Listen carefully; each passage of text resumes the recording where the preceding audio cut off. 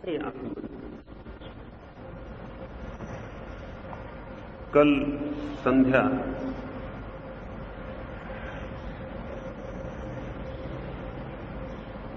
सत्य की खोज में साधक के मन की पात्रता कैसी चाहिए, उस संबंध में थोड़ी सी बातें मैंने कही हैं।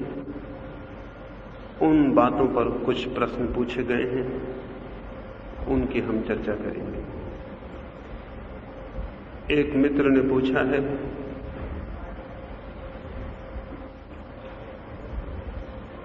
कि अतीत को छोड़ देने पर, परंपरा को छोड़ देने के लिए मेरा इतना आग्रह क्यों है। एक आदमी हाथ में कंकड़ पत्थर लिए हुए चल रहा हो, उसके हाथ कंकड़ पत्थरों से भरे हो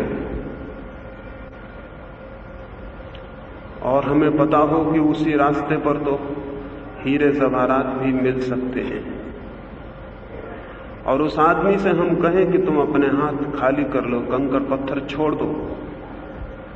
वो आदमी पूछने लगे कि आप मेरे हाथों के कंकड़ पत्थर छुड़ाने के लिए इतना आग्रह क्यों करते हैं। कंकड़ पत्थरों से मुझे कोई भी आग्रह नहीं है, लेकिन कंकड़ पत्थर से जो हाथ भरे हैं वे हीरे जवाहरातों से नहीं भर सकते हैं। हीरे जवाहरातों से भर जाएं इसके लिए मेरा आग्रह जरूर है, लेकिन उसके लिए खाली हाथ चाहिए। परंपरा पर छोड़ देने पर कोई आग्रह नहीं है, लेकिन परंपरा को जो पकड़े हुए, अतीत को, बीते हुए को जो पकड़े हुए, उसका भविष्य हाथों से छूट जाता है। अतीत को जो पकड़े हुए उसका वर्तमान भी हाथों से छूट जाता है। जितना आदमी पीछे की तरफ देखता रहता है, उतना ही जो मौजूद है और जो होने वाला है वो उसे दिखाई पड़ना बंद हो जाता है। तो जिसके हाथ में बीते हुए कंकड़ पत्थर हैं, वो जीवन के, वर्तमान के और भविष्य के हीरे जवाहरातों को नहीं बीन पाता है। इसलिए मेरा जोर है, वो जोर, वो एम्फेसिस अतीत को छोड़ देने पर नहीं, वो जोर वर्तमान को और भविष्य को उपलब्ध कर लेने पर है। लेकिन एकदम से शायद ये दिखाई नहीं पड़ता है।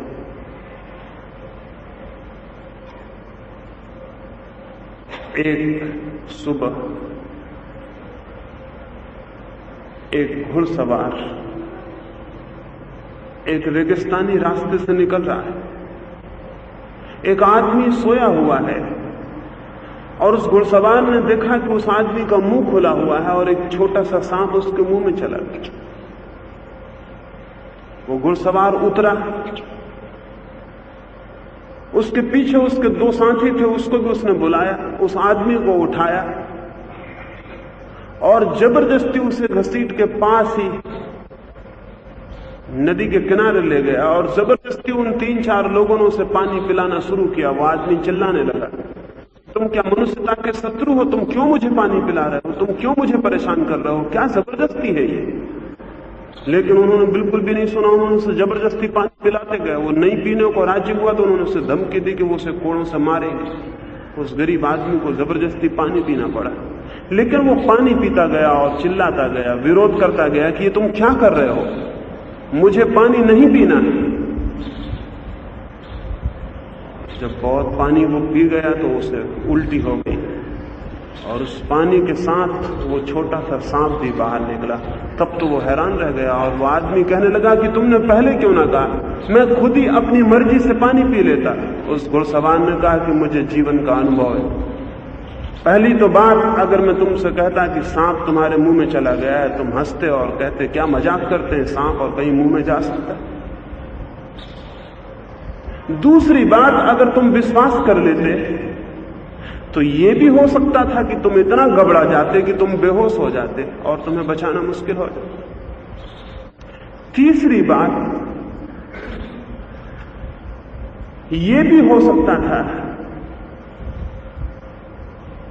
कि तुम पानी भी पीने को राजी होते तो हमारे समझाने बुझाने में इतनी देर लग जाती कि फिर उस पानी पीने का कोई अर्थ ना रहता।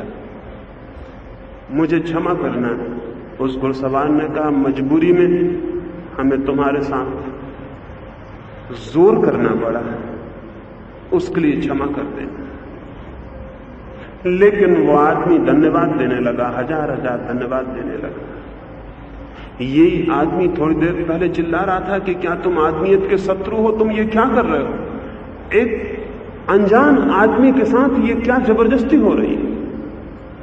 मैं जब आपसे कहता हूं कि परंपरा अति बीते हुए को छोड़ दे, तो ऐसा ही लगता है कि मैं व्यर्थ ही आपको आग्रह कर रहा हूं, कोई जबरदस्ती कर रहा हूं। मनुष्यता का शत्रु ही मालूम होता हूं, लेकिन थोड़ा सोचेंगे, थोड़ा समझेंगे, थोड़ा विचार करेंगे तो एक बात दिखाई पड़नी शुरू हो जाएगी। मनुष्य का चित्त यदि अतीत से बंधा हो तो भविष्य की ओर उन्मुख नहीं हो सकता। ये इम्पॉसिबिलिटी है, ये असंभावना है। या तो अतीत की ओर उन्मुख होता है मनुष्य का चित्त, और या भविष्य की ओर उन्मुख होता है। और स्मरण रहे कि जो व्यक्ति अतीत की ओर उन्मुख होता है वो वर्तमान की ओर भी उन्मुख नहीं होता, वही वर्तमान उसे दिखाई पड़ता है जो अतीत बन जाता है। वर्तमान प्रतिक्षण अतीत बन रहा है। अतीत की तरफ देखने वाले आदमी को वर्तमान का भी वही हिस्सा दिखाई पड़ता है जो अतीत बन चुका होता है। जो भविष्य की ओर उन्मुख होता है उसे वर्तमान का वो हिस्सा दिखाई पड़ता है जो अभी अतीत नहीं बना है, जो अभी है, इस क्षण जो मौजूद है। जीवन की अनुभूति वर्तमान के साक्षात में है, लेकिन परंपराओं को पकड़ लेने के लिए मैं तो आग्रह नहीं कर रहा हूं कि छोड़ दें, लेकिन हम सबका आग्रह जरूर है कि हम पकड़े रहेंगे। वो हमारा आग्रह क्यों है इतना? क्यों हम इतने पागल की तरह बीते हुए को पकड़ लेना चाहते हैं? कुछ वजह होगी, कुछ एक दो बातें समझ लेनी जरूरी है। पहली बात तो ये, जिन्हें भविष्य का कोई भरोसा नहीं होता वे अतीत की स्मृतियों में ही अपने को भुलाए रखना चाहते हैं। बच्चे हमेशा भविष्य की तरफ देखते हैं, बूढ़े हमेशा अतीत की तरफ देखते हैं। बच्चों का कोई अतीत नहीं होता, कोई पास्ट नहीं है उनका, जो भी है भविष्य है। बच्चा हमेशा आगे की तरफ देख रहा है, बूढ़े हमेशा पीछे की तरफ देख रहे हैं, उनका कोई भविष्य नहीं है, जो कुछ है अतीत है। बूढ़े अतीत की ओर देखते हैं, इससे ये सूत्र भी समझ ले सकते हैं कि जो भी अतीत की ओर देखता है वो बूढ़ा हो जाता है। वो लक्षण बुढ़ापे का है, और बुढ़ापा मृत्यु की ओर उठाया हुआ जीवन का अंतिम कदम।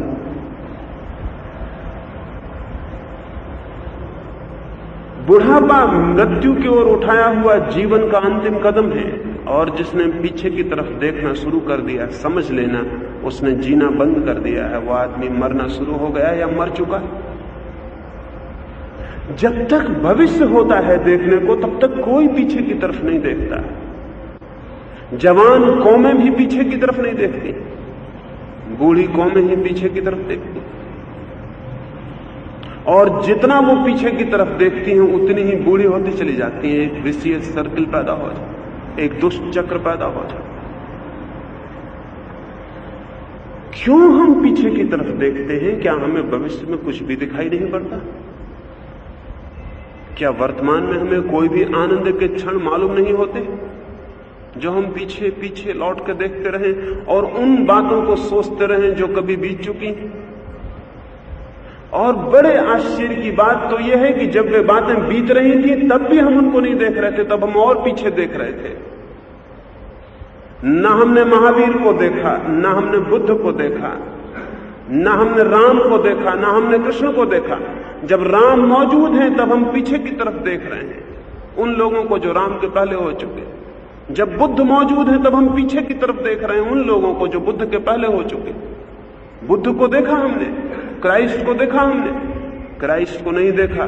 क्राइस्ट के सामने जो लोग मौजूद थे उन्होंने तो उसे फांसी लगा दी, लेकिन 2000 साल से दूसरे लोग लौट लौट के क्राइस्ट को देख रहे हैं। बुद्ध को गांवों से भागना पड़ा, महावीर को पत्थर मारे गए, सुकरात को जहर पिला दिया उन लोगों ने जो मौजूद थे। लेकिन 2000 साल से सुकरात की पूजा चलती, सुकरात का आदर चलता। और आज सुकरात पैदा हो जाए तो मैं आपको विश्वास दिलाता हूं हम फिर वही करेंगे सुकरात के साथ जो हमने पहले किया, क्योंकि हम जिंदा आदमी के साथ, मौजूद के साथ ठीक सलूक करना जानते ही नहीं। हम तो मरे हुए के साथ व्यवहार करना जानते हैं। ये जो हमारी पीछे लौट के देखने की आदत है, आप शायद सोचते होंगे कि ये हमारी महापुरुषों को आदर देने की आदत है। झूठी है ये बात, इसमें महापुरुषों के प्रति कोई आदर नहीं, केवल मुर्दों के प्रति आदर है। महापुरुष जिंदा हो तो कोई आदर नहीं। वही हम करेंगे जो हमने पहले किया था। दोस्तोवस्की ने एक छोटी सी कहानी लिखी है। उसने लिखा है जीसस क्राइस्ट ने 1800 वर्ष बाद सोचा कि अब तो करीब करीब 1/3 दुनिया ईसाई हो गई है, अब मैं वापस जाऊं, अब तो मेरा स्वागत हो सकेगा, अब तो लोग मेरी बात सुन सकेंगे। अब तो वे पुरोहित न रहे जिन्होंने मुझे फांसी दी थी, अब तो वे लोग न रहे जो हंसे थे और मजाक उड़ाया था, अब तो वे लोग न रहे जिनके सामने मैं असफल हो गया और मेरी मृत्यु के सिवाय कुछ भी फलित ना हुआ था। मैं जाऊं जेरूसलम में एक सुबह रविवार के दिन, जबकि लोग चर्च से वापस लौट रहे हैं, जीसस क्राइस्ट एक झाड़ के नीचे उतर के खड़े हो। चर्च से लौटते हुए लोग जो चर्च में जीसस क्राइस्ट की प्रार्थना करके आ रहे थे, उन्होंने जीसस क्राइस्ट को खड़े देखा तो भीड़ लगा ली और वो हंसने लगे और कहने लगे कोई अभिनेता मालूम होता है, बिल्कुल जीसस क्राइस्ट बन के खड़ा हुआ है। जीसस क्राइस्ट ने कहा मैं अभिनेता नहीं, मैं कोई एक्टर नहीं, मैं खुद जीसस क्राइस्ट हूं। वो लोग हंसने लगे, उन्होंने कहा ऐसे पागलपन की बातें मत करो, जीसस क्राइस्ट सिर्फ एक बार हुए हैं और हो चुके, अब दोबारा नहीं हो सकते। जीसस क्राइस्ट ने कहा मैं खुद कह रहा हूं कि मैं जीसस क्राइस्ट हूं, तुम नहीं मानते। उन्होंने कहा कि कहां लिखा है बाइबल में कि तुम दोबारा आओगे और इस तारीखों में आओगे? किस शास्त्र में लिखा है तुम्हारे आने की खबर? जरूर कोई धोखेबाज आदमी मालूम होता है। जीसस क्राइस्ट तो मन में बहुत घबराने लगे। ये तो वही की वही बातें हैं जो 1800 वर्ष पहले उनसे लोगों ने कही, लेकिन तब तो पुरोहित दूसरों के थे, मंदिर दूसरों के थे, शास्त्र दूसरों के थे। अब तो पुरोहित मेरे हैं, शास्त्र मेरे हैं, ये लोग मेरे हैं। ये भी मुझसे वही बातें कह रहे हैं। जीसस क्राइस्ट को पता नहीं था जिंदा आदमी के साथ हमेशा वही बातें कही जाती। और तभी चर्च का पादरी भीड़ लगी देख के बाहर आ गया। लोगों ने जीसस क्राइस्ट को तो कोई आदर नहीं दिया था, लेकिन झुक झुक को उस पादरी को नमस्कार करने लगे जो जीसस क्राइस्ट का पादरी है, जो उनका क्रॉस अपने गले पर लटकाए हुए। लोग झुक झुक के नमस्कार करने लगे। जीसस को बड़ी हैरानी हुई कि मैं स्वयं मौजूद हूं, लेकिन लोग मुझे आदर नहीं कर रहे, इस पुरोहित को।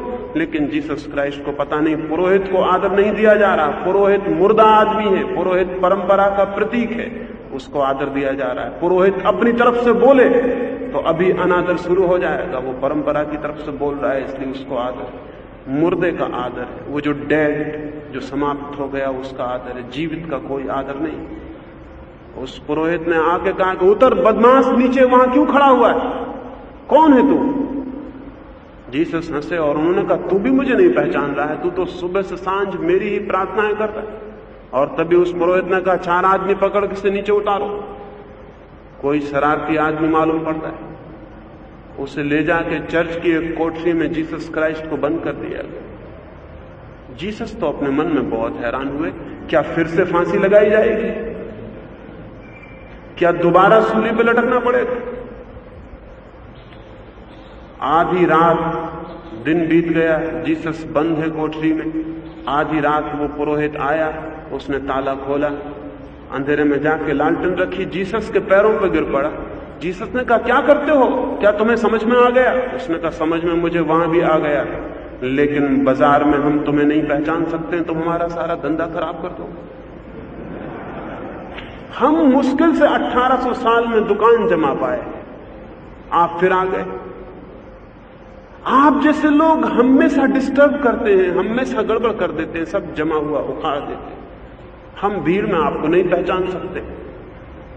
आप स्वर्ग में रहो, वो बहुत अच्छा, हम पूजा करेंगे। जमीन पे आपकी कोई भी जरूरत नहीं, हम आपका काम भली भांति संभाल लेते हैं। आपके यहां आने की कोई जरूरत नहीं तो याद रखना, फिर वही होगा, फिर हमें सूली लगानी पड़ेगी। और मैं तुम्हें बता देता हूं, उस पुरोहित ने कहा, जिन पुरोहितों ने तुम्हें पहले सूली लगाई थी वो भी भली भांति पहचानते थे कि तुम आदमी ठीक हो, लेकिन ठीक आदमी हमेशा गड़बड़ करते। आप कृपा करें, आपका स्वर्ग में ही निवास अच्छा है, पृथ्वी पे आने की कोई भी जरूरत नहीं। शायद जीसस क्राइस्ट उसकी बात से राजी हो गए होंगे, क्योंकि उस कोठरी के बाद क्या हुआ फिर कुछ भी पता नहीं, वो वापस लौट गए होंगे। अगर महावीर वापस लौट आए तो मैं आपसे कहता हूं, जैनियों के अतिरिक्त और कोई भी उन्हें पहचान सकता है, जैनी उन्हें नहीं पहचान सकते। अगर राम वापस लौट आए तो हिंदुओं के अतिरिक्त कोई भी उन्हें पहचान सकता है, लेकिन हिंदू उन्हें नहीं पहचान सकते। हमारी आंख अतीत के प्रति इतने व्यामोह से घिरी है कि वर्तमान को कभी भी नहीं देख पाती। ये झूठा है आपका ख्याल कि अतीत के प्रति आदर महापुरुषों के प्रति आदर है। महापुरुषों के प्रति नहीं, मुर्दों के प्रति, मृत के प्रति, जो बीत गया। मृत के प्रति हम क्यों आदर देते हैं, उसके पीछे भी कारण है। मृत के हम पूरे मालिक हो सकते, ओनरशिप हो सकती है, जीवित के हम मालिक नहीं हो सकते। अगर राम जिंदा हैं तो हम कुछ भी नहीं कह सकते कि राम क्या करेंगे और क्या नहीं करेंगे, लेकिन मरे हुए राम क्या करेंगे और क्या नहीं करेंगे हम उसकी व्याख्या कर सकते हैं, निर्णय कर सकते हैं। मरे हुए राम हमारे विरोध में कुछ भी नहीं कह सकते।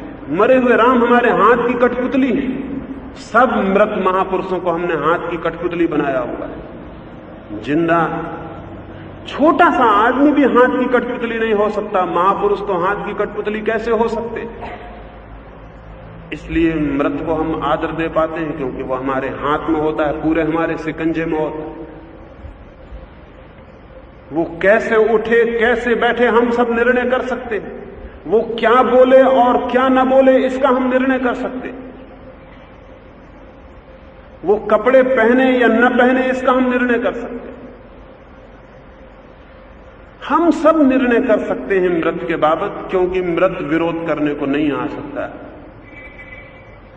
लेकिन जीवित के बाबत हम कुछ भी निर्णय नहीं कर सकते। और जितना जीवंत व्यक्ति होगा उतना ही अनिर्णित होता है, उसके बाबत हम कोई घोषणा नहीं कर सकते। ये महापुरुषों के प्रति आदर नहीं, ये अपने अहंकार की तृप्ति है। उनको हम अपनी मुट्ठी में बंद करके बैठ जाते हैं और वो बेचारे कोई विरोध नहीं कर सकते, क्योंकि जीवित होते तो विरोध करते। हम बदला ले रहे हैं महापुरुषों से। जब वे जीवित थे तो हम उनको अपने हाथों में बंद नहीं कर सके, उनको अपना गुलाम नहीं बना पाए, उन पर हम जंजीरें नहीं पहना पाए। जब से वो मर जाते हैं तब से हम उनके मालिक हो जाते हैं और हम हर तरह की जंजीरें और हर तरह की गुलामी लेकर पूरा बदला चुका देते हैं। ये महापुरुषों के प्रति आदर नहीं, रिवेंज है, बदला है।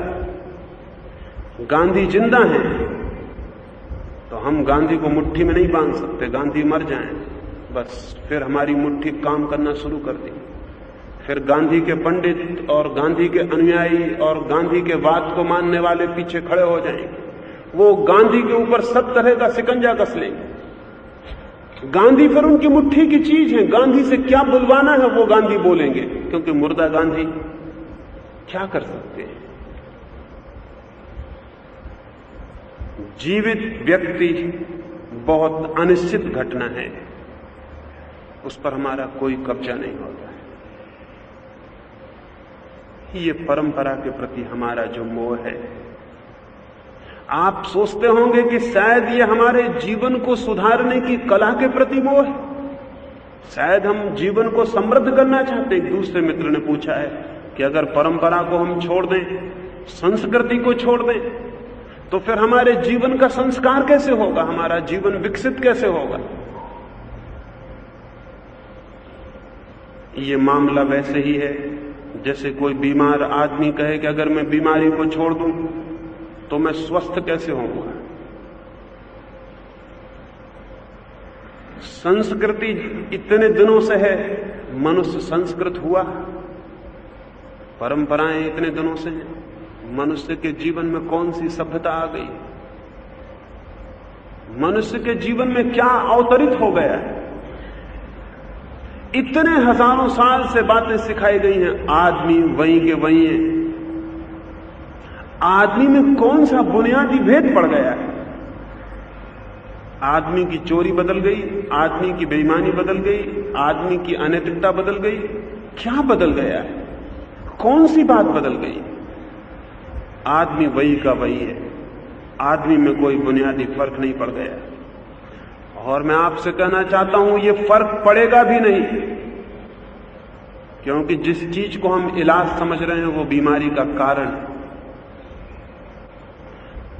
पुराने संस्कारों के कारण आदमी का जीवन नहीं बदलता, आदमी का जीवन बदलता है जीवंत चेतना के विकसित होने से। संस्कारों से चेतना क्षीण होती है, दबती है, जैसे दर्पण पर कोई धूल जमा दे तो धूल से दर्पण निखरता नहीं, दब जाता है, ओझल हो जाता है, फिर उसमें प्रतिबिंब बनने बंद हो जाता है। धूल दर्पण को सजाती नहीं है, मिटाती है। धूल संस्कार करती है उसके ऊपर, लेकिन हम सारी धूल को झाड़ दें, दर्पण अकेला रह जाए तो दर्पण प्रतिबिंब पकड़ने में समर्थ हो जाता है, स्वच्छ हो जाता है। मनुष्य की चेतना पर संस्कार जितने शून्य हो जाएं, चेतना का दर्पण उतना ताजा, उतना जीवंत, उतना नया हो जाता, उतनी फ्रेशनेस चेतना को उपलब्ध होती। चेतना पर संस्कारों की कोई भी जरूरत नहीं है। चेतना पर तो जितने संस्कार शून्य हो, चेतना जितनी अनकंडीशनड हो, उतनी ही चेतना जीवंत, ताजी और नई होती। लेकिन इसका क्या मतलब? क्या मैं ये कह रहा हूं कि मनुष्य की स्मृति मिटा दी जाए? नहीं, मनुष्य की स्मृति अलग बात है और मनुष्य की चेतना का संस्कारों में दबा होना अलग बात है। स्मृति चेतना का हिस्सा नहीं है। जैसे आप अपने घर में घर के कूड़े कबाड़ को इकट्ठा करने के लिए एक स्टोर रूम बना रखते, वहां सब घर में जो व्यर्थ है इकट्ठा कर देते, कभी जरूरत होती है तो निकाल लाते हैं, अन्यथा उसे बंद रखते हैं। न मेहमानों को उसके भीतर ले जाते हैं, न घर में आए लोगों को उस स्टोर रूम में घुमाते हैं। स्टोर रूम को इस भांति रखते हैं कि किसी को पता ही न चले कि स्टोर रूम भी है। वो बैठक घर में नहीं, स्टोर रूम के सामान आप रखे होते हैं। स्मृति स्टोर रूम है चेतना का। चेतना ने जो जान लिया उसे स्मृति के स्टोर रूम में इकट्ठा कर देती है। जरूरत होगी तो निकाल लेगी, नहीं जरूरत होगी तो स्टोर रूम बंद पड़ा रहेगा। स्मृति चेतना पर छानी नहीं चाहिए। स्मृति चेतना का स्टोर रूम है, जो जान लिया गया उसे छोड़ दिया गया है। कभी जरूरत होगी उसे हम निकाल लेंगे। जब मैं ये कहता हूं कि अतीत को भूल जाइए, उसका मतलब ये नहीं कि अभी आप यहां से उठ के जाएंगे तो आप भूल जाएं कि आपका घर कहां है, क्योंकि वो तो अतीत हो गए। क्या आप रास्ते पर भूल जाएं कि बाएं चलना है कि दाएं चलना है? ये मैं नहीं कह रहा हूं। ये आपकी स्मृति के हिस्से हैं, ये आपके कोने में मन के रखे हुए हैं। चेतना को जरूरत होती है, इन्हें निकाल लेती, लेकिन ये चेतना के ऊपर छाए हुए नहीं रहते। ये चेतना के ऊपर, चेतना को ढांके हुए नहीं रहते। चेतना मुक्त है निरंतर, और वही चेतना स्मृति का ठीक उपयोग कर सकती है जो स्मृति से मुक्त हो। जितनी स्मृति से बंधी होगी उतनी ही स्मृति का ठीक उपयोग करना मुश्किल हो जाता है। आपको याद होगा, एक मित्र दिखाई पड़ता है, आपको ख्याल आता है, चेहरा पहचाना हुआ है, नाम भी मालूम है लेकिन भूल गया, लगता है कि मुझे मालूम है कहीं, लेकिन स्मरण नहीं आ रहा है। आप पूरी कोशिश करते हैं याद करने की और याद नहीं आता, फिर आप छोड़ देते हैं ख्याल। आप बैठ के चाय पीने लगते हैं, अपनी बगिया में काम करने लगते हैं। अचानक आप पाते हैं आधा घड़ी बाद वो नाम चेतना में उठ के ऊपर आ गया है, आपको ख्याल आ गया है उस आदमी का नाम क्या है। क्या हुआ? जब आप याद करने की कोशिश कर रहे थे तब याद नहीं आया, और जब आपने याद करने की कोशिश छोड़ दी तब याद आया। ये क्यों हुआ? जब आप याद करने की कोशिश कर रहे थे तब स्मृति चेतना से जकड़ गई, जब आप याद करने की कोशिश नहीं कर रहे थे चेतना मुक्त हो गई। मुक्त चेतना स्मृति का ज्यादा उपयोग कर पाती है बंधी हुई चेतना की बजाय। तो जितना व्यक्ति की चेतना स्मृतियों से, संस्कारों से मुक्त होगी, उतना ही सम्यक उपयोग जीवन ने जो जाना है उसका किया जा सकता है। लेकिन उसके साथ बंधने की कोई भी आवश्यकता नहीं। एक छोटे बच्चे को हम स्कूल में सिखाते हैं गा गणेश का, उसे सिखाते हैं गा गणेश का, एक एक शब्द सिखाते हैं कौन किसका। अगर बड़ा होकर भी वो जब पढ़े तो पढ़े कि गा गणेश का, तो हम कहेंगे ये बच्चा पागल। भूल जाना था ये कि गा गणेश का, गणेश भूल जाना था, गा रह जाना था।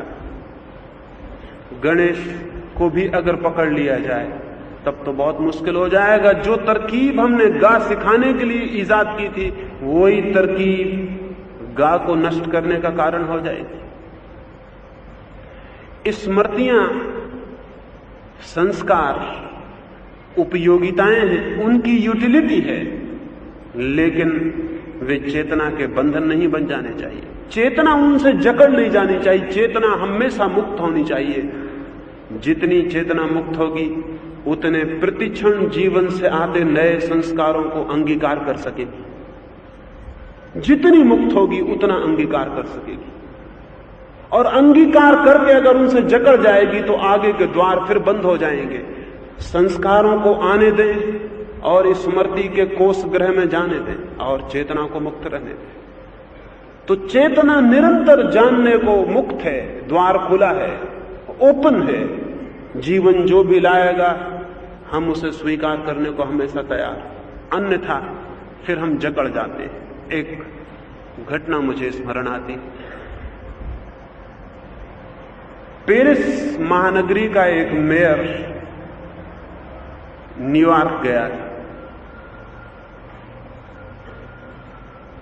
उसे जाके स्वतंत्रता की प्रतिमा न्यूयॉर्क के मेयर ने उसे दिखाई। स्वतंत्रता की प्रतिमा जब वो देख रहा था तब न्यूयॉर्क के मेयर ने उससे पूछा कि मित्र, आपको इस प्रतिमा को देख के किस बात की याद आती? उस फ्रेंच मेयर ने कहा, I am reminded of sex. उसने कहा, मुझे सिर्फ सेक्स की याद आती। वो न्यूयॉर्क का मेयर थोड़ा हैरान हुआ। उसने कहा, मुझे काम वासना की याद आती इस मूर्ति को देखकर। फिर उसने सोचा न्यूयॉर्क के मेयर ने, हो भी सकता है, स्त्री की प्रतिमा है, स्मरण आ सकता है।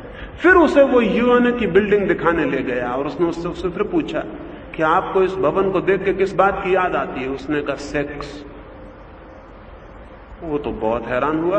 उसने फिर कहा कि मुझे काम वासना की याद आती। उस न्यूयॉर्क के मेयर ने कहा कि अब तो मेरे बर्दाश्त के बाहर है, इस भवन को देख के आपको सेक्स की याद आती?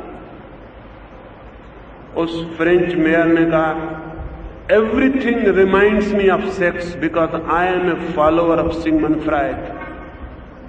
मुझे तो हर चीज से सेक्स की याद आती क्योंकि मैं सिगमंड फ्रायड का अनुयायी हूं। मुझे तो हर चीज में बस एक ही चीज की याद आती। एक सिद्धांत ने उसकी चेतना को जकड़ लिया। अब हर चीज को देखता है तो वही सिद्धांत बीच में खड़ा हो जाए। हर चीज को देखता है तो वही। वो फॉलोअर है किसी का। कोई संस्कार उसने जोर से पकड़ लिया, चेतना पर एक संस्कार छा गया। हमें क्रोध आएगा उस आदमी पर, हमें हैरानी होगी, लेकिन गीता से जो पकड़ जाता है उसे हर चीज में गीता की ही याद आती, तब हमें हैरानी नहीं होती। जो आदमी रामायण से जकड़ जाता है उसे जीवन का कोई भी मसला हो, रामायण की चौपाई फौरन याद आती, तब हमें ख्याल नहीं आता कि आदमी जकड़ गया। जो आदमी मार्क्स से जकड़ जाता है उसे कुछ भी बात हो जाए उससे कम्युनिज्म निकलता हुआ मालूम हो। ये सारी चेतनाएं कंडीशन्ड हो गई, ये किसी संस्कार से जकड़ गई, इन्होंने किसी परंपरा को पकड़ लिया, अपनी स्वतंत्रता खो दी, और अब जीवन को जिस ढंग से भी वे देखेंगे वो पुराना नक्श, वो पुरानी पकड़ हमेशा बीच में आ जाएगी। कोई चश्मा आंख पर हो गया उससे ही वो देखेंगे। ये देखना दूषित देखना है, ये देखना दर्शन नहीं है, ये देखना अंधापन। एक आदमी बहुत दिन से गाय खरीदने की सोच रहा था, उसने बहुत पैसे इकट्ठे किए और फिर एक गाय खरीद लाया, लेकिन वो बहुत गरीब आदमी था। जहां से गाय खरीद के लाया था वो राजमहलों की गाय थी, उसे अच्छे से अच्छा घास खाने को मिलता था। उस गरीब के पास तो सूखा भूसा था, उसके पास हरी घास नहीं थी। उसने गाय के सामने रखी, गाय ने खाने से इंकार कर दिया। गाय को तो हरी घास खाने की आदत थी, सूखा भूसा भी भोजन हो सकता है ये उसकी कल्पना के बाहर था। उसने देखा वहां हरी घास नहीं है, उसने मुंह एक तरफ फेर लिया। एक दिन बीत गया, 2 दिन बीत गया, वो गरीब आदमी तो घबरा गया, गाय तो बीमार पड़ने लगी। उसने गांव के एक फकीर से जाके पूछा कि मैं क्या करूं, मैं बड़ी मुश्किल में पड़ गया हूं, मैं गरीब आदमी, मैं राजमहल की गाय खरीद लाया। गरीब आदमी अक्सर ऐसी भूल में पड़ जाते हैं, राजमहलों की गायें खरीद लाते हैं, फिर पीछे पछताते, मैं क्या करूं। उस फकीर ने कहा तू एक काम कर, बाजार से जाके हरे रंग का एक चश्मा खरीद ला और गाय को पहना दो। उसने कहा क्या गाय धोखा खा जाएगी? उस फकीर ने कहा आदमी धोखा खा जाता है, गाय का क्या है, बस चश्मा हरे रंग का खरीद ला। गाय कंडीशन है, गाय को हरी घास ही भोजन मालूम पड़ती है और कोई चीज भोजन नहीं मालूम पड़ती। हरी घास देखने की पकड़ है उसकी चेतना पर, हरी घास दिखाई पड़नी चाहिए, काम हो जाएगा। वो आदमी विश्वास तो नहीं हुआ, लेकिन मजबूरी थी, एक चश्मा खरीद लाया और गाय की आंख पे पहना दिया। वो देख के हैरान हुआ, गाय चश्मे के लगाते ही भूसे को चलना शुरू कर दी। अब उसको अपनी आंख से जो देखने की आदत थी वो दिखाई पड़ने लगा, हरी चीजें दिखाई पड़ने लगी। हम सब भी इसी तरह कंडीशन थे। अगर कुरान हमारे सामने कोई रख दे तो गीता पढ़ने वाले को कुरान में कुछ भी नहीं दिखाई पड़ता, सूखा भूसा दिखाई पड़ता, हरी घास दिखाई नहीं पड़ती। लेकिन कोई विनोबा या कोई और कुरान में से वो पंक्तियां निकाल के रख दे जो गीता में लिखी हुई है, फिर हरी घास दिखाई पड़नी शुरू हो जाए, फिर दिखाई पड़नी शुरू हो जाती है कि ठीक बात है। हमारी आंखें निर्णीत हो गई हैं, हमने द्वार बंद कर लिए, हमारी प्रेजुडिस, हमारा पक्षपात मजबूत और पक्का हो गया। इसको हम परंपरा कहते हैं। और इस परंपरा से जो आदमी जकड़ा हुआ है उसे सत्य का साक्षात कैसे हो सकता है? फिर वो इन्हीं कंकड़ पत्थरों में जिएगा, हीरे जवाहरात उसे नहीं मिल सकते। एक और मित्र ने पूछा है कि अगर हम परंपरा को छोड़ दें तब तो सारा ज्ञान ही छूट जाएगा। ज्ञान परंपरा से न तो मिलता है और न छूट सकता है। परंपरा से ज्ञान मिलता होता तो परंपरा के छोड़ने से ज्ञान छूट जाता। परंपरा से मिलते हैं केवल शब्द, कोरे और थोथे शब्द, और मिलता है अहंकार इस बात का कि मैं जानता हूं। ज्ञान नहीं मिलता। आपने ईश्वर के संबंध में इतनी बातें सुनी हैं, क्या आपको ईश्वर का ज्ञान हो गया? ईश्वर के संबंध में कितनी किताबें पढ़ी हैं, ईश्वर का ज्ञान हो गया? नहीं, शब्द इकट्ठे हो गए हैं। और कोई आपसे पूछेगा ईश्वर को जानते हैं, तो शायद अहंकार बस ये कहना भी मुश्किल हो कि मैं नहीं जानता हूं। कहेंगे हां जानता हूं, ईश्वर है। अगर कोई कहे ईश्वर नहीं, तो विवाद करने को और झगड़ा करने को भी खड़े हो सकते हैं। और कभी नहीं पूछेंगे कि आप जानते क्या हैं। जानते हैं हम ईश्वर को? बिल्कुल भी नहीं। जानने के तल पर हमारी कोई समझ नहीं, लेकिन सब इकट्ठे हो गए।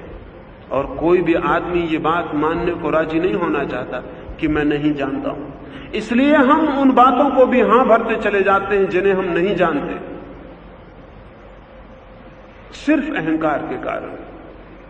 और इस तरह दुनिया में हजारों झूठ प्रचलित हो गए, और बच्चों को हम बचपन से ही झूठ सिखाना शुरू कर देते हैं। जो हम नहीं जानते वो भी बच्चों से कहते हैं कि हम जानते हैं, और उनको भी कहते हैं कि तुम भी मानो। मानने से धीरे धीरे तुम भी जान लोगे। मानने से कभी कोई जानता है? मानने से धीरे धीरे ये भूल जाएगा कि मैं नहीं जानता हूं, जान नहीं सकेगा। मानने से शुरू करेगा, धीरे धीरे भ्रम पैदा हो जाएगा कि मैं जानता हूं, फिर इंकार करना उससे मुश्किल हो जाएगा। दूसरे महायुद्ध में किसी देश में सैनिकों की भर्ती हो रही,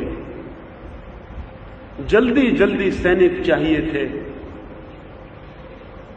हर कोई भर्ती हो रहा था। एक आदमी सैनिक भर्ती के दफ्तर में गया, एक जवान आदमी, उसने फॉर्म भरा। जो अफसर उसे भर्ती करने को था उसने पूछा, वो नौसेना का, जल सेना का अधिकारी था और जल सेना की भर्ती कर रहा है। उसने पूछा कि मित्र तुम अब तक कौन सा काम करते रहे हो? उस आदमी ने कहा मैं। उसने कहा I am an Google maker, कि मैं गूगल बनाने वाला आदमी। अब ये गूगल कभी उस अफसर ने जीवन में सुना भी नहीं था कि क्या चीज।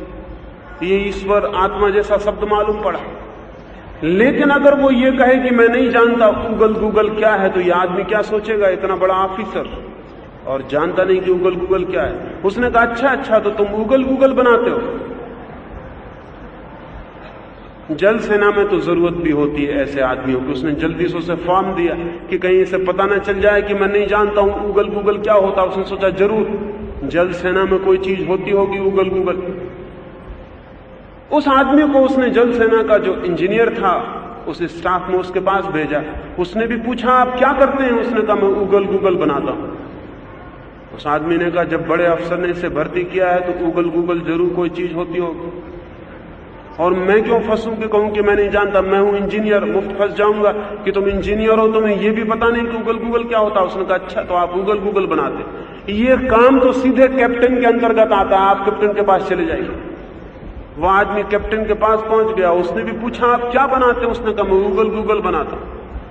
कैप्टन ने कहा दो आदमियों ने इसे भेज दिया है, उन्होंने इस बात को स्वीकार नहीं किया कि हम नहीं जानते, मैं क्यों फंसूं? उसने कहा अच्छा तो आप गूगल बनाते। तो बाजार में जैसे गूगल बिकते हैं वैसे ही बनाते हैं, कोई स्पेशल क्वालिटी बनाते? उस आदमी ने कहा कि मैं तो जरा अलग ही ढंग की चीज बनाता हूं।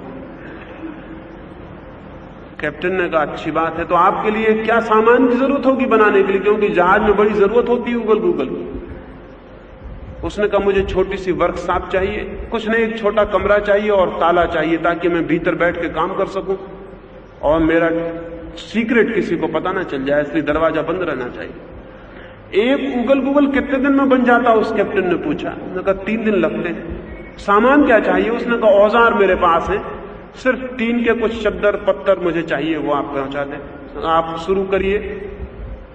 गूगल हमने बहुत देखे, लेकिन विशेष आप बनाते तो हम देखना चाहते हैं। अब वो मन में प्राण चिंतित हो रहा है ये गूगल भला क्या है, लेकिन कोई इस बात को मानने को राजी नहीं होना चाहता कि मैं नहीं जानता हूं। उस आदमी को एक केबिन दे दी गई, ताला डाल दिया गया। वो भीतर 3 दिन तक ठोक पीट करता रहा, बड़ी आवाजें आती रही, पूरे जहाज पर खबर फैल गई गूगल। लेकिन सब अपने मन में सोचते थे कि उगल गुगल क्या है, ये ईश्वर क्या है, आत्मा क्या है, मोक्ष क्या है। लेकिन कौन कहे कि उगल गुगल क्या है, क्योंकि जो पूछेगा वही समझा जाएगा अज्ञानी, बाकी लोग हंसेंगे, बाकी लोग सब ऐसा मालूम पड़ रहे हैं कि जानते हैं। कौन फंसे?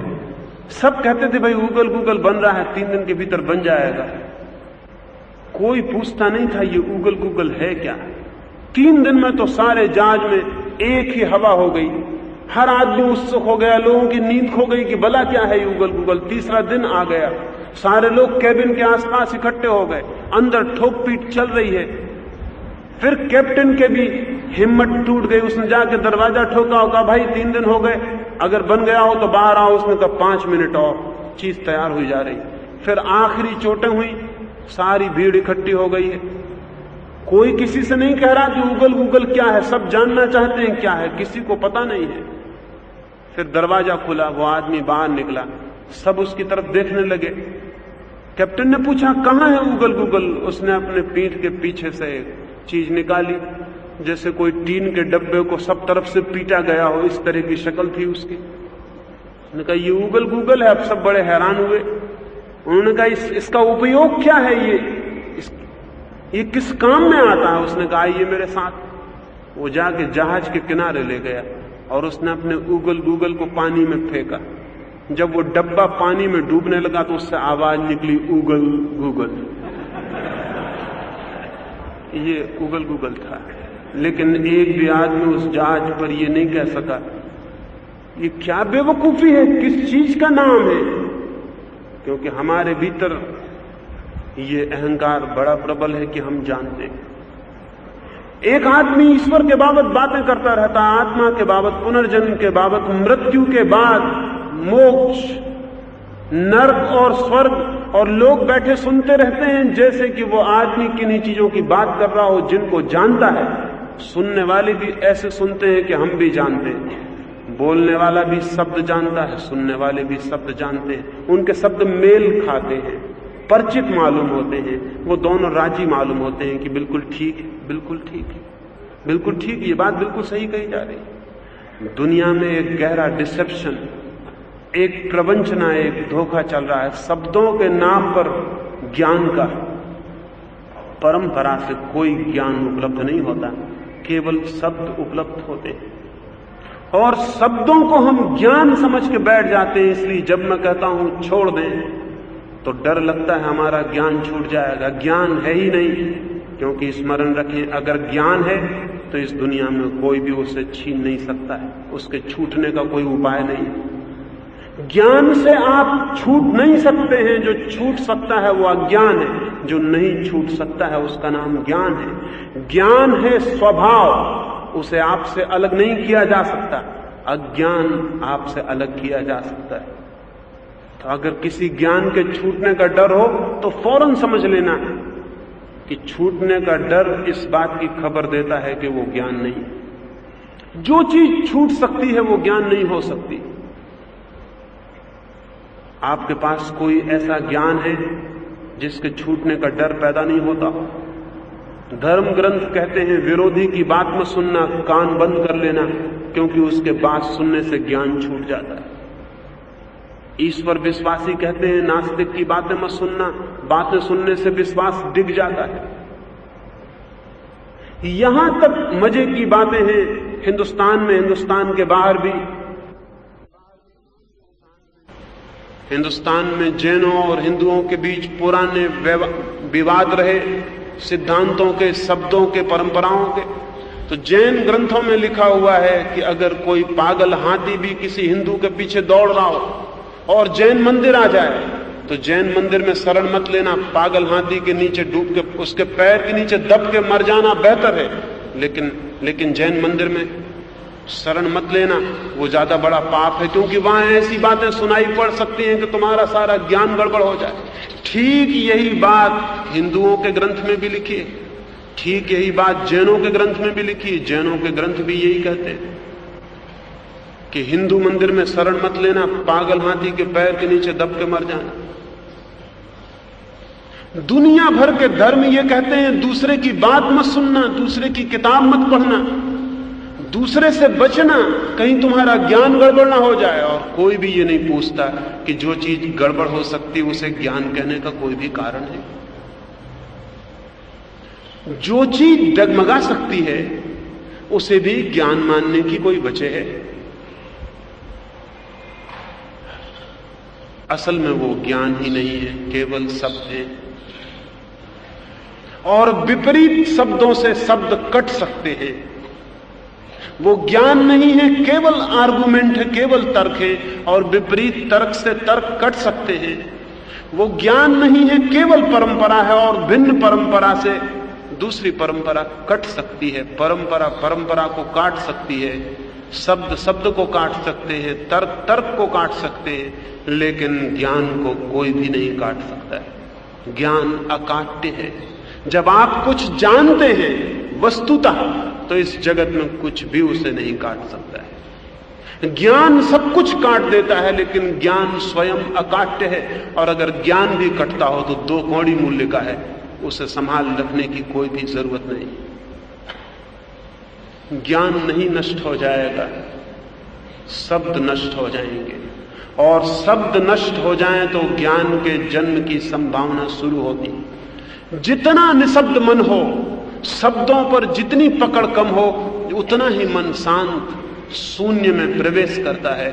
और उस शून्य से उसका जन्म हो सकता है, जिसे हम ज्ञान कहते हैं। ज्ञान के लिए शब्दों से भरा हुआ मन नहीं, निशब्द चेतना चाहिए। ज्ञान के लिए शांत और मौन मन चाहिए, साइलेंट माइंड चाहिए। इतना चुप कि कोई शब्द ना हो। जैसे अंधेरी रात में घनी चुप्पी है, किसी जंगल में मौन है, ऐसा मौन, ऐसी शांति जब भीतर हो, तब उस तरफ हमारे पैर बढ़ते हैं जो ज्ञान का मंदिर। लेकिन हम शब्दों को इकट्ठा करके सोचते हैं कि हमने ज्ञान पा लिया। इससे बड़ी भूल और कुछ भी नहीं हो सकती है। शब्दों से आज तक ज्ञान नहीं मिला और न मिल सकता है। शब्द केवल संकेत है, शब्द केवल संकेत है। संकेतों से कोई ज्ञान नहीं मिलता। ज्ञान तो मिलता है अनुभूति से, एक्सपीरियंस से। और अनुभूति बड़ी और बात है। एक आदमी तैरने के संबंध में सारे शास्त्र पढ़ डाले और उसे ले जाके आप अगर भाषण करवाना हो तो वो तैरने के बाबत भाषण कर सके। अगर पीएचडी की थीसिस लिखवानी हो तो वो तैरने के संबंध में थीसिस लिख सके। अगर विवाद करवाना हो तो तैरने के संबंध में विवाद कर सके। लेकिन भूल के भी उसे समुद्र में धक्का मत दे देना। उसका पढ़ा हुआ ज्ञान तैरने के काम नहीं आ सकता है। उसके तैरने के संबंध में दिए गए व्याख्यान और थीसिस तैरने की जगह नहीं ले सकती। वह आदमी डूबने लगेगा और चिल्लाने लगेगा कि मुझे बचाओ, मैं तैरना नहीं जानता हूं। वो तैरना जानता है या नहीं जानता, ये तो सागर में उतरने पर पता चलेगा। ये कोई शब्दों से पता नहीं चल सकता। लेकिन जीवन के संबंध में हमने शब्द सीख रखे और उन शब्दों से ही हम समझते हैं कि हम जीवन का सागर पार हो जाएंगे। मैं आपसे कहता हूं, एक तैरना न जानने वाला हो सकता है नदी पार भी हो जाए, लेकिन जीवन के सत्य को न जानने वाला जीवन के सागर को पार नहीं हो सकता।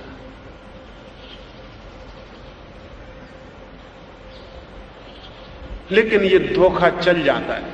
ये धोखा इसलिए चल जाता है कि हमारे आसपास भी शब्दों को जानने वाले लोग ही होते हैं। ये धोखा इसलिए चल जाता है कि जो शब्द हम जानते हैं उन्हीं को हमारा पड़ोसी भी जानता है।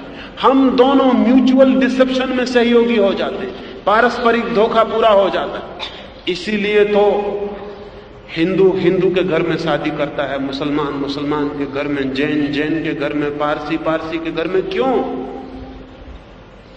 क्योंकि वो जो पारस्परिक धोखा चल रहा है ज्ञान का, वो एक से शब्द जानने वालों में ठीक रहता है, अन्य अन्य शब्द जानने वालों में बड़ी गड़बड़ पैदा होती है। वो जो धोखा चल रहा है पारस्परिक, वो अपनी ही कम्युनिटी के भीतर आसान है, दूसरे के समुदाय के भीतर जाने पर बहुत मुश्किल हो जाएगी।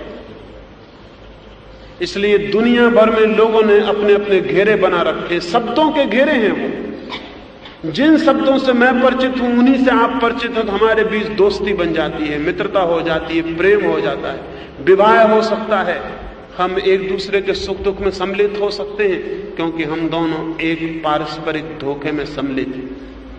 लेकिन दूसरे शब्दों वाला आदमी कठिनाई खड़ी कर देता है, क्योंकि उसकी मौजूदगी मेरे ज्ञान पे शक हो जाती, मेरी मौजूदगी उसके ज्ञान पे शक हो जाती। हम दोनों सही कैसे हो सकते हैं? कोई एक ही सही हो सकता है। इस धोखे के कारण ही दुनिया में सेक्ट पैदा हुए, संप्रदाय पैदा हुए। संप्रदाय शब्दों के पारस्परिक धोखे के लिए पैदा किए गए, अन्यथा उनकी कोई भी जरूरत नहीं है। और शब्द और परंपराएं अगर आदमी छोड़ दे और शांत और निशब्द में प्रवेश करे, तो दुनिया में कोई संप्रदाय नहीं होगा। दुनिया में धर्म होगा लेकिन संप्रदाय नहीं होगा। दुनिया में ज्ञान होगा लेकिन परंपराओं के थोथे घेरे नहीं होंगे। मनुष्यता होगी लेकिन मनुष्यता को बांटने वाली दीवारें नहीं होगी। एक बात और अपनी चर्चा में पूरी करूंगा। शब्दों के अतिरिक्त मनुष्य और मनुष्य के बीच और कोई दीवार नहीं। परंपराओं के अतिरिक्त मनुष्य और मनुष्य को तोड़ने वाला कोई फासला, कोई दूरी नहीं। संस्कारों और जिसको हम संस्कृति कहते हैं, उसके अतिरिक्त एक मनुष्य को दूसरे मनुष्य का शत्रु बनाने वाला कोई भी नहीं।